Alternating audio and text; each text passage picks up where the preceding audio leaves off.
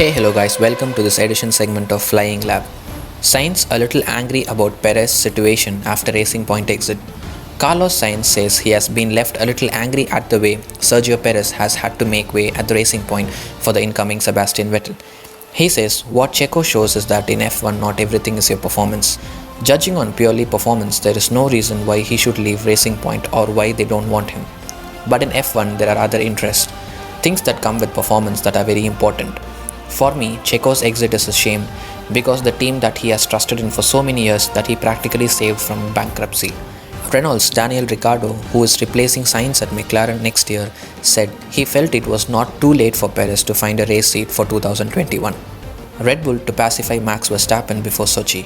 Verstappen expressed his frustrations over malfunctions in his car at the last Tuscan Grand Prix.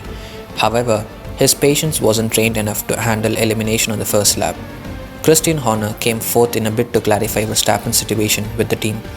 He explained, Max's frustration at another DNF is totally understandable. From the very first lap in Mugello, he was on it. We had a very fast car and some real progress has been made with the balance of the car. He has to get it out of his system now and then look forward.